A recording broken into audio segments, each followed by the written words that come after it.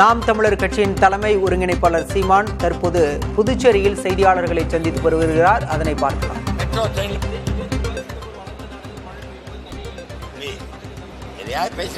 வளர்ச்சி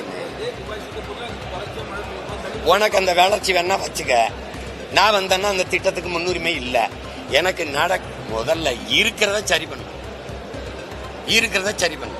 நீ இங்கே சென்னை விமான நிலையத்தில் பறக்க பிளைட் இல்லாத போது 5000 ஏக்கர்ல எதுக்கு போய் கட்டுற? ஏற்கனவே இருக்கிற சென்னை துறைமுகம், தாத்தா காமராஜ் பேர்ல இருக்க துறைமுகம், பாட்டனார் வாபூசி பேர்ல இருக்க துறைமுகத்துக்குள்ளேயே வேலை 38 விழுக்காடு, 58 விழுக்காடு, 55 விழுக்காடு தான் வேலை நடக்குது. அப்புறம் எதுக்கு 6111 ஏக்கர்ல மறுபடியும் துறைமுகம் கட்டுற? கொழுப்படுத்து போய் கட்டுறியா? இருக்கிறதுல வேலை நடக்கலைங்கிற அப்புறம் அங்க போற? எதுக்கு முதலாளியை கொண்டு கொடுக்குறாத? அதை கட்டிக்கன்னு எது கட்டுற? இப்போ நீ ஃப்ளைட் கட்டுற, ஏர்போர்ட் கட்டுற, பறக்க போற ஃப்ளைட் யாரோடது? அரசோட தான், முதலாளியோடதா? அரசோட தான், முதலாளியோடதா? ஏற்கனவே இருக்க தொடர் வண்டியில என்ன பிரச்சனை உனக்கு? ஏற்கனவே தொடர் வண்டி ஓடுதுல, சென்னைக்குள்ள ட்ரெயின் போகுதுல, அதுல என்ன பிரச்சனை? என்ன பிரச்சனைன்னு கேட்கறதுக்கு பதில் சொல்லுங்க. என்ன பிரச்சனை? இந்த மெட்ரோ ரயில் கேட்கறதுக்கு மெட்ரோ ரயில் திட்டம் இந்தியாவோடதா, உலக வங்கியோடதா? இந்தியாவோடதா, உலக வங்கியோடதா? காமெடி பண்ணிட்டு ஏதாவது பேசிட்டு ஏதாவது தெரிஞ்சுக்கிட்டு பேசுங்க தம்பி. அந்த வளர்ச்சி வேணுமா? போய் போராடி மெட்ரோ ரயில்ல நீ இனிமேல் சொன்னா மெட்ரோ ரயில்ல போயிட்டு வா. ஏதாவது பேச்சு அலையாது. ஏதாவது பேச்சு வளர்ச்சிங்க இல்லை. நீங்க குளத்தூர்லயே 4500 வாக்கு போலி வாக்குல தான் போலி வாக்கு பதிவாயிருக்குன்னு நிர்மலா சீதாராமன் நிதியமைச்சர் சொல்றாங்க. இது அப்ப இந்த போலி வாக்கு பதிவானதை நீங்க எப்ப கண்டுபிடிச்சீங்க?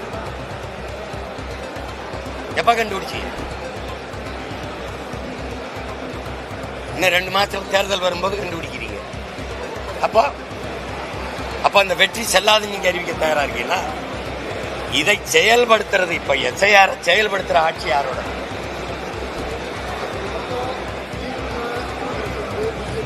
இப்ப குறை சொல்றீங்களா? கர்நாடகால எஸ்ஐஆர் செயல்படுத்துறீங்களா இல்லையா? நீங்க தானே ஆள்றீங்க.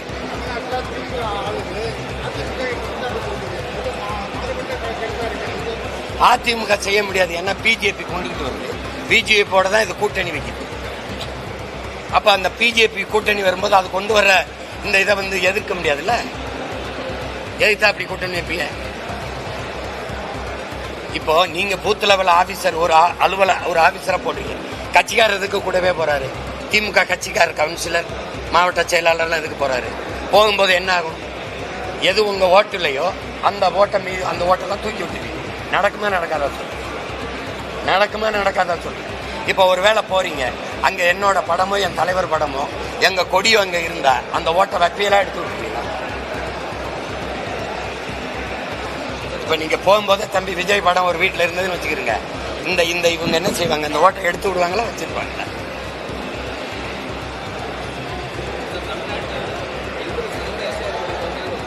புரியல, சத்தமா.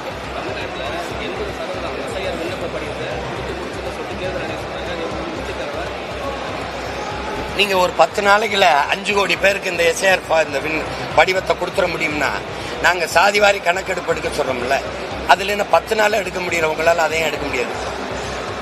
நீங்க அதுல இருக்கிற குளறுபடியை நீங்க பாக்குறீங்க.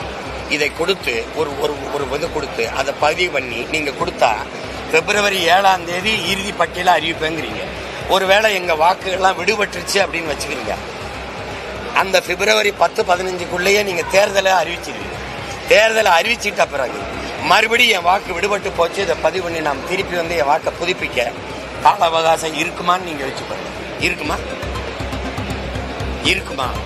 இவ்வளவு அவசரமா இந்த வாக்கு சரி, இது சீர்திருத்த வேண்டிய தேவை என்ன இருக்கு? சரி பார்க்க வேண்டிய தேவை என்ன இருக்கு? இப்ப நம்ம ஒரு கேள்வி கேட்போம். ஒரு நிலத்துல வேளாண் பயிர் விளைய வச்சிருக்கோம், களை இருக்கு, களையை மட்டும்தானே எடுக்கணும். மொத்த பயிரையும் அழிச்சிட்டு மறுபடியும் பயிரிடுவோம் வாங்கன்னு கூப்பிட்டா இது எப்படிப்பட்ட பைத்தியக்காரத்தனம்னு நீங்க வச்சுக்கணும். எப்படிப்பட்ட செயல்? களையை மட்டும் தானே எடுக்கணும். அப்ப எங்கெங்க தவறா வாக்கு ஒருத்தர் 2 வாக்குரிமை வச்சிருந்தாரா அதை நீக்கு. இறந்தவருடைய வாக்கு அந்த பேர் நீக்கப்படாம வாக்கு பட்டியல இருக்கா, அதை நீக்கு. அதான வேலை.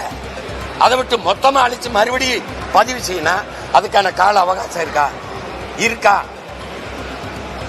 அப்ப நீ படிவம் கொடுத்து என்ன போகுது?